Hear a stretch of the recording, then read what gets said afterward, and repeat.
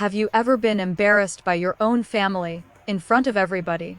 Like, not a quiet little dig, I mean a public laugh, at you, make you feel small kind of humiliation. Yeah, that was me.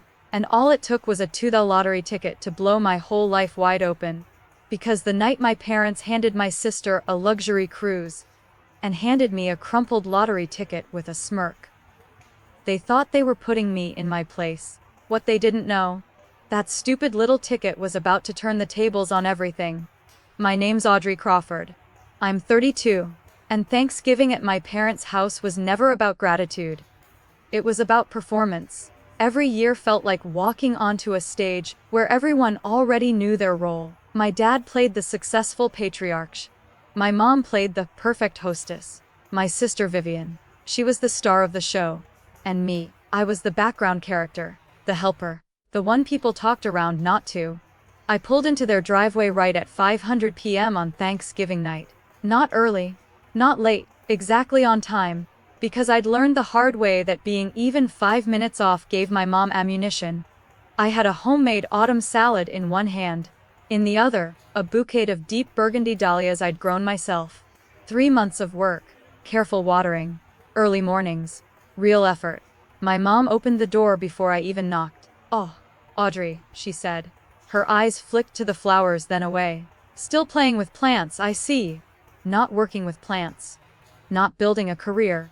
Just playing. Before I could even respond, I heard squealing from inside. "Vivienne." My mom rushed past me like I was invisible, arms wide open. "There's my girl. Oh my God, that dress is gorgeous. Is it new?" I stood there, still holding the flowers, still outside. It had been 2 weeks since they'd seen her. 2 weeks. You'd think she'd just come back from war. Inside, the house was packed. Aunts, uncles, cousins I barely recognized. That loud, forced, happy family noise that sounds warm, until you realize it isn't. My dad sat in his leather recliner, deep in conversation with my brother-in-law, Marcus. Didn't stand up. Didn't smile, just nodded. "Audrey. Good, you're here," he said, eyes still on Marcus. "We need help setting the table." Of course we did. That was my role. Marcus was holding court in the living room, bragging about his latest real estate consulting deal. Everyone leaned in like he was dropping gospel. I didn't trust him. Never had. Something about him always felt slippery. Like a guy who smiled too easily and explained too much. But instincts don't count unless you have proof. Across the room, Aunt Marlene caught my eye. She gave me this small, sad smile. Like she knew exactly how this night was gonna end. Later, while I was folding napkins alone in the dining room, my mom brought over a distant cousin. "This is Audrey," she said. "My younger daughter. She does gardening. Something with plants. Landscape architecture." I corrected gently. "I design green spaces for corporate buildings." Mom waved her hand. "Same thing, dear." I went back to folding napkins. Some battles aren't worth fighting. Not yet. That's when I heard them. The kitchen door was cracked open just enough for voices to spill out. My mom. My dad. Vivian. That quiet, secretive family tone.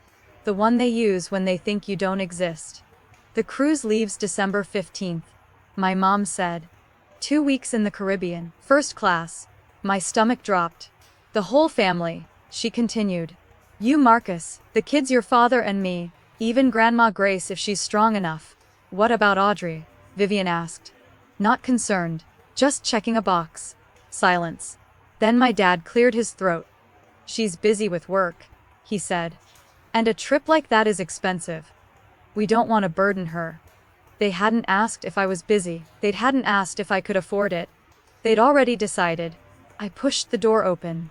"So I'm not invited." 3 faces turned toward me. My mom smiled tight. Dad stared at his coffee cup. "Sweetheart," my mom started. "This trip is really more of a family thing." "I know," I said. "It's not about me." Vivian tilted her head. "We just didn't think you'd be interested. You're always so independent." Independent, the word they used when they meant disposable. That's when I noticed movement behind me. Grandma Grace stood in the hallway, gripping her walker. Her eyes met mine. Sharp, knowing. She reached out and squeezed my hand. Said nothing. But for the first time that night I felt seen. Before my mom ushered her away, Grandma leaned in and whispered something that made no sense at the time. "Call Thomas Smith this week." I didn't know who that was. But I would soon. Minutes later, my dad stood up, tapping his wine glass. "Before we eat," he said, smiling, "I want to do something special for our daughters." 30 people watched. He handed Vivian a thick envelope. "A 14-day Caribbean cruise. First class." The room exploded. Then my mom turned to me and placed a thin envelope in my hands. Inside, a single Mega Millions ticket, $2. "This suits your situation," she said sweetly. "Who knows? Maybe luck will finally find you." The laughter came fast. I smiled back, and in that moment, something inside me snapped. Because they thought the story ended there. But that ticket, that joke, it was only the beginning. You ever have one of those moments where everything finally clicks? Where you realize you weren't too sensitive. You weren't imagining things. You were being played the whole time. Yeah, that realization hit me before dessert was even served. The applause faded. People went back to talking, laughing, refilling their wine glasses like nothing had happened. Like I hadn't just been publicly ranked dead last in my own family. I stood there with that lottery ticket in my hand, smiling so no one would see the humiliation crawling up my spine. Marcus leaned back in his chair, arms crossed, smirk locked in place. "Luck's a long shot," he said loud enough for everyone to hear, "when you don't have brains to back it up." Laughter rippled across the table. Vivian covered her mouth, giggling. "Oh my God, Mom. That's actually kinda cute. Maybe she'll win $5. $5. That's what they thought I was worth." I should have snapped. I should have cried. I should have walked out. Instead, I smiled. "Thank you, Mom," I said calmly. "I'm sure this is exactly what I deserve." Nobody caught the edge in my voice. But I did. Then a voice cut through the noise. Sharp. Unexpected. "This is not right." Every head turned. Grandma Grace stood at the edge of the dining room, trembling, but standing on her own. "You cannot treat Audrey this way," she said. "Not in front of everyone. Not ever." The room went dead quiet. Not awkward quiet, not polite quiet. The kind of silence that feels heavy, uncomfortable, dangerous. My dad's jaw clenched. "Mother, I am not finished," Grandma said, her voice thin but steady. My mom was already moving. "Mom, you're tired," she said quickly, sliding an arm around her. "The doctor said you shouldn't stand too long." "I'm not tired," Grandma snapped. But it didn't matter. My mom guided her away like a problem that needed to be managed. As they disappeared down the hallway, Grandma looked back at me. And she did something strange. She nodded. Then her eyes flicked. Just for a second. Toward her old leather handbag sitting untouched on a chair by the window. The one no one was ever allowed to open. Then the door closed. The moment passed. Just like that, people started talking again. Someone cracked a joke. Wine glasses clinked.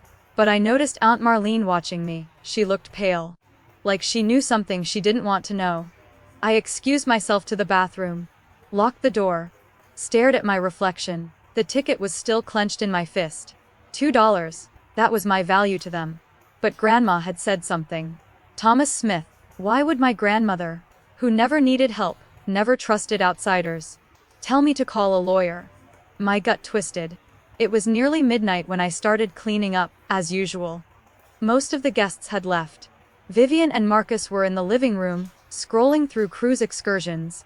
My parents were saying their goodbyes. I was clearing dishes from my dad's study when I saw them. Papers. Everywhere. Bills stamped in red. Peste. A letter from a collection agency. And underneath it all, a loan agreement. My heart slammed. Borrower Gerald Crawford. Co-signer Marcus Pierce. Amount $180,000. Interest rate predatory. Criminal looking. My hands started shaking as I flipped the page. And that's when I saw it. Collateral documents. For Grandma Grace's house. The house she'd lived in for 50 years. Her signature was at the bottom. Shaky. In Evan. Dated 6 months ago. The same month she'd fallen. The same month she'd been hospitalized. The same month she'd been heavily medicated. They made her sign it. This wasn't favoritism. This wasn't about loving Vivian more. This was fear. They were afraid of me. Because I asked questions. Because I noticed things. Because I didn't blindly worship Marcus like everyone else. I pulled out my phone and started taking pictures. Every page. Every signature. Every date. I didn't know what I was going to do with them yet. But I knew one thing. I was done being quiet. I slipped out the back door without saying goodbye. The night air hit my face like a wake-up slap. For the first time in my life, I wasn't confused. I was angry, focused, and dangerous. 1 week after Thanksgiving, I called Aunt Marlene. She answered on the second ring. Audrey? Her voice already knew. I took a breath. Aunt Marlene, is my dad in serious debt? Silence. Then, how did you find out? You know that feeling when your heart starts racing before you even get answers. Like your body already knows the truth, but your brain's still begging to be wrong. That's exactly how I felt when Aunt Marlene said, "Don't talk about this on the phone." Why not? I asked, already dreading the answer. Her voice dropped to a whisper, because there are things you don't know yet. About your father. And about Marcus. My grip tightened around the phone. What things? Not here, she said. Meet me Saturday. Elm Street coffee shop. 2 o'clock. Then she hesitated. And Audrey. Yes. Don't trust anything Marcus tells you. The line went dead. I sat there in my apartment, staring at the kitchen counter. The lottery ticket was still there. Crumpled. Forgotten. Just like me. For days, it had been nothing more than proof of humiliation. But now it felt heavier. Like it was waiting. Saturday afternoon. Elm Street coffee shop. One of those quiet places where the barista knows everyone's order and nobody talks too loud. Aunt Marlene was already there when I arrived. She looked older than I remembered. Tired. Like she'd been carrying a secret too heavy for too long. She slid into the booth across from me, clutching her purse like armor. I should have said something years ago, she whispered. But Patricia, your mom, you know how she is. I nodded. Tell me about Marcus. Marlene wrapped her hands around her coffee, not drinking it. He's not a consultant, she said. Not really. My stomach dropped. He lends money to desperate people. She continued. With interest rates that should be illegal. I knew it. I muttered. There's more. She pulled out her phone. 2 months ago, at your parents' anniversary party, Marcus left his phone unlocked. She turned the screen toward me. Text messages. Explicit. Intimate. Damning. Can't wait until this is over. Once the house deal closes, I'm out. She served her purpose. My blood ran cold. Who is Diana? I asked. His assistant, Marlene said. They've been together 8 months. I leaned back stunned. He's cheating on Vivian. Yes, she said softly. And planning to leave her the second he gets what he wants. My sister wasn't the villain. She was collateral damage. For the first time in my life, I saw the whole picture. The favoritism, the exclusion, the cruise, the two-of joke. It wasn't about love, it was about leverage. That night, back in my apartment, I finally picked up the lottery ticket. No expectations, no hope, just curiosity. I opened the Mega Millions app, entered the numbers.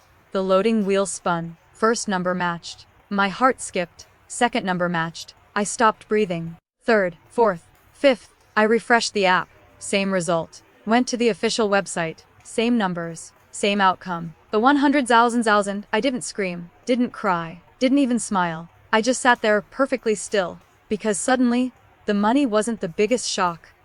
The timing was. I Googled one thing. What should a lottery winner do first?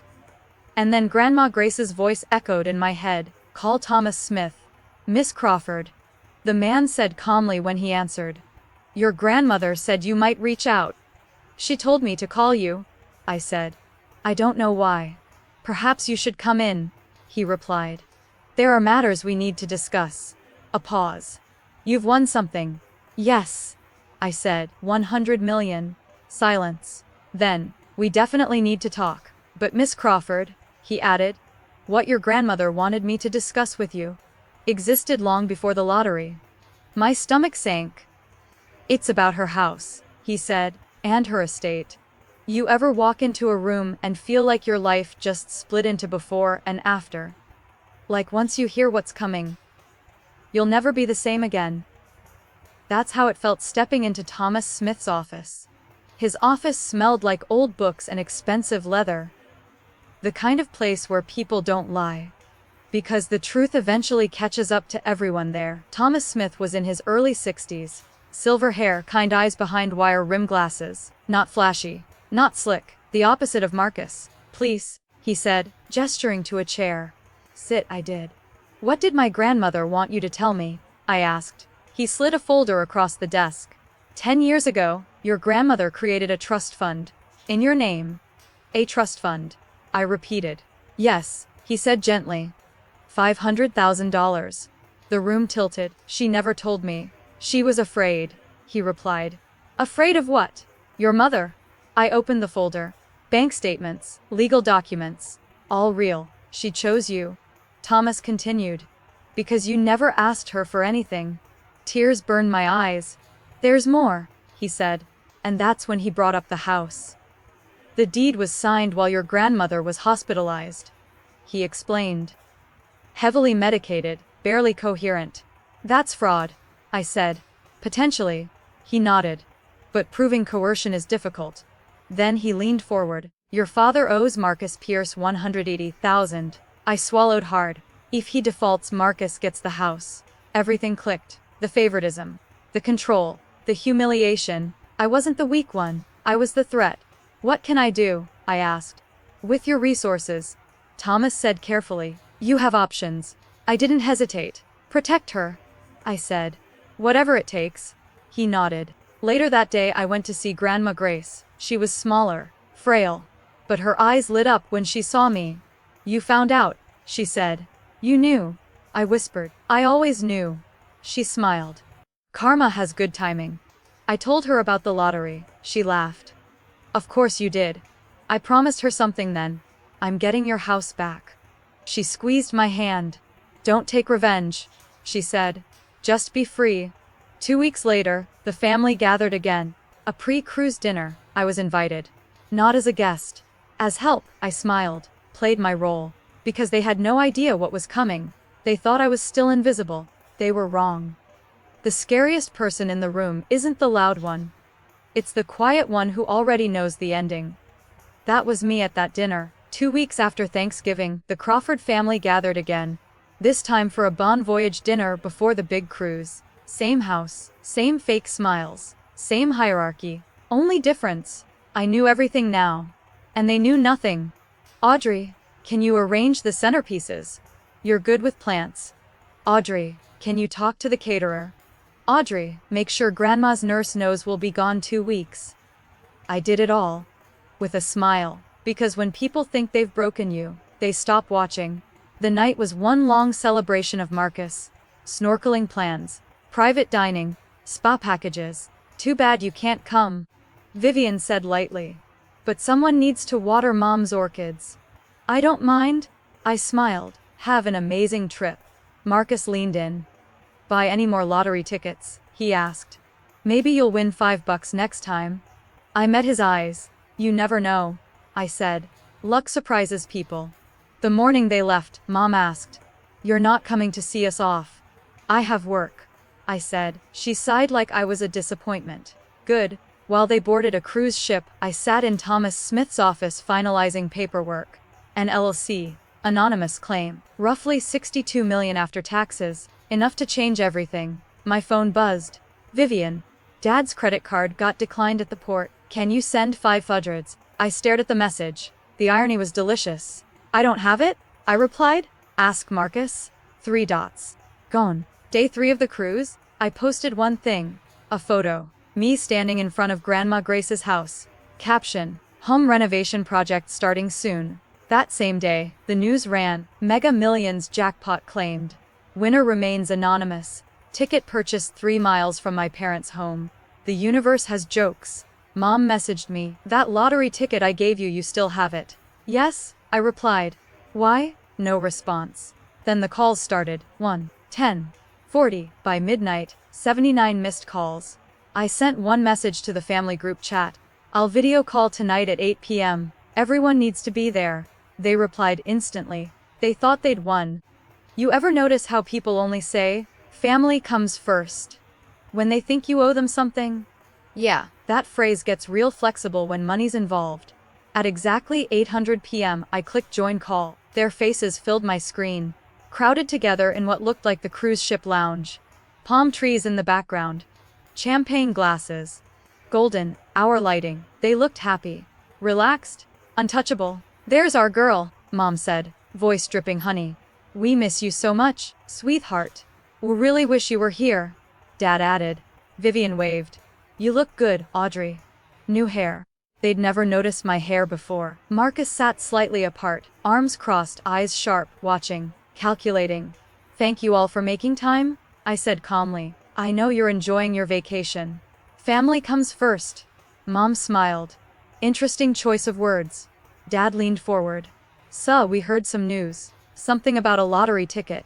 "Yes," I said. "I won." Silence. Then chaos. "Oh my God. That's amazing. How much? When did this happen?" I let them talk. Let the excitement burn itself out. Then, $100 million. Mom gasped like she was about to faint. Dad looked stunned. Vivian's mouth fell open. Marcus recovered fast. "That's life, changing money," he said smoothly. "You'll need help managing that. Investments, strategy, protection." "I already have a lawyer," I replied. His smile flickered. "Before we talk about money," I continued, "there are things this family needs to see." I shared my screen. The first document appeared. "This," I said evenly, "is a loan agreement between my father and Marcus Pierce. Amount $180,000, interest 32%." Dad's face drained of color. "Where did you get that?" he snapped. "And this?" I continued, clicking to the next page. "The collateral. The deed to Grandma Grace's house filled the screen. Signed while she was hospitalized, heavily medicated, barely conscious. That signature is shaky because she didn't know what she was signing," I said. Mom's lips trembled. "This could be considered fraud. This is family business," Dad shouted. "I'm not finished," I said calmly. I clicked again. Text messages. Explicit. Undeniable. "Between Marcus and Diana. Once the house deal closes, I'm out. She served her purpose. Divorce papers are drafted." Vivian's face crumpled. "What is this?" she whispered. Marcus stood up abruptly. "These are fake," he barked. "She's lying." I looked directly at my sister. "Vivian," I said gently. "Ask him." She turned toward Marcus. "Marcus." Her voice barely existed. He didn't answer. He walked out of frame. "Here's what's going to happen," I said quietly. "I'm paying off the loan. The lien on Grandma's house is gone. The deed goes back to her. Protected. No one else gets access. Ever." Dad pleaded. "Audrey, we're family. Family doesn't steal from a 90-year-old woman," I replied. I ended the call. No goodbyes. No debate. Just truth. My apartment went quiet. No victory. No joy. Just exhaustion. Then my phone exploded. Calls, texts, voicemails. I turned it face down. And that's when someone knocked on my door. Because karma wasn't finished yet. You know what's wild? When you finally tell the truth, you don't have to chase justice anymore. It starts chasing them. The knock at my door wasn't dramatic. No shouting. No confrontation. Just inevitable. I opened it and saw Aunt Marlene standing there, eyes red, shoulders heavy. "How did you find me?" I asked. "Thomas Smith," she said softly. "I hope that's okay." I stepped aside and let her in. She took one look at my face and pulled me into a hug. "You did good, honey," she whispered. "You did what none of us had the courage to do." I didn't feel brave. I felt empty. My phone buzzed again. "Vivian." One text. "I didn't know about Marcus. I swear. I'm so sorry." I read it 3 times. I didn't reply. Not because I didn't care, but because for the first time in my life, I didn't feel responsible for fixing someone else's mess. 3 days later, Marcus tried to control the narrative. Of course he did. He told anyone who'd listen that I was unstable, jealous, manipulative, that the screenshots were fake. It might have worked. If Diana hadn't existed, Diana went nuclear. Instabook, Twitter, photos, hotel receipts, voice messages, then a video, mascara streaked. Furious. "Marcus Pierce is a liar and a fraud," she said to the camera. "He told me he loved me. He told me he was leaving his wife." Within hours, the story spread, and she wasn't alone. 2 of Marcus's former clients came forward. Complaints, predatory lending, illegal interest rates. State investigators got involved. I didn't call anyone. Didn't post anything. Didn't celebrate. The dominoes fell all by themselves. Vivian filed for divorce before the cruise ship even docked. My dad declared bankruptcy a month later. The shop he'd owned for 30 years. Gone. My parents moved into a small apartment across town. I felt nothing. Not joy, not revenge, just peace. Thomas Smith called me 2 weeks later. "It's done," he said. "The deed challenge went through. The loan was paid. The house was protected, legally sealed." I drove straight to the nursing home. "Pack your things, Grandma," I said. "You're going home." She smiled like she'd been waiting her whole life to hear that sentence. Back in her living room, she squeezed my hand. "I told you karma would show up," she said. "You didn't destroy anyone, Audrey. You just stopped covering for them." A week later, my mom finally called. Not to apologize, to blame. "You ruined us," she cried. "No," I said calmly. "I told the truth." Silence. She hung up. That was the moment I knew I'd never get the apology I deserved, and I didn't need it anymore. 3 months later, a handwritten letter arrived in the mail, from Vivian, and it changed everything. Everyone thinks the jackpot was the money. It wasn't. The money just turned on the lights. What I found after that, that's what changed my life. The envelope showed up 3 months after the cruise. Not a text. Not an email. A handwritten letter. Vivian's handwriting. Looping. Careful. The same way it looked when she used to pass me notes in middle school. I didn't open it right away. Some apologies only hurt more when you're not ready for them. That night, I finally unfolded the paper. "Dear Audrey, I don't know how to start, so I'll just start. I'm sorry. Not because of the money. Not because I want anything from you. I'm sorry because I should have protected you years ago, and I didn't." My throat tightened. She wrote about Marcus. About what she ignored. About how being the golden child felt safer than being honest. "I knew Mom and Dad treated you unfairly. I told myself you were fine because you were independent. That was a coward's excuse." That line hit the hardest. "You don't owe me forgiveness. I just wanted you to know. I see you now." I didn't cry. I folded the letter and put it in my desk drawer. Not closed, not finished, but open. We met for coffee a month later. Awkward. Careful. 2 strangers learning how to be sisters again. We didn't hug. We didn't rehash the past. We just talked. And for the first time, she listened. Grandma Grace moved back into her house in April. I was there when the transport van pulled up. Same driveway. Same porch. She looked smaller now, but when she saw her garden, overgrown but alive, she smiled. "It needs work," she said. "I know." I smiled back. That's kind of my thing. I'd renovated the house quietly. Accessibility ramps. Full-time care. Everything she needed. Because for once, I had the means to show love without asking permission. People expect lottery winners to disappear. Buy mansions. Post yachts. Flex. I didn't. I kept working, not because I had to, but because I loved it. My landscape architecture firm grew. 2 new hires. Bigger projects. Public gardens. Spaces where people could breathe. The money sat mostly untouched. Invested, protected. It gave me options, not an identity. The Grace Mitchell Foundation was born quietly. Scholarships for young women in creative fields. Especially the ones whose families didn't get it. The ones told their dreams weren't practical, weren't valuable. Every acceptance letter felt like a small rebellion. My parents. "We're civil." Dad texts on my birthday. "Hope you're well."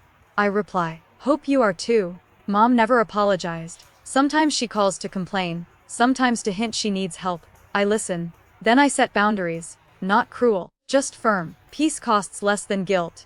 People ask me all the time, "Did 100 million change your life?" Here's the honest answer: no. What changed my life was realizing I'd spent 32 years waiting for people to see my value. They never would. Not because I lacked value, but because they weren't looking. If you're watching this and you feel invisible in your own family, hear me. You don't need luck. You don't need money. You don't need permission. You need one decision: to stop letting other people define your worth. Walk away from tables where you're only invited to serve. Build your own table if you have to. They handed me a 2 lottery ticket with a smirk, thinking they were putting me in my place. They did. Just not the place they expected. That was the real jackpot.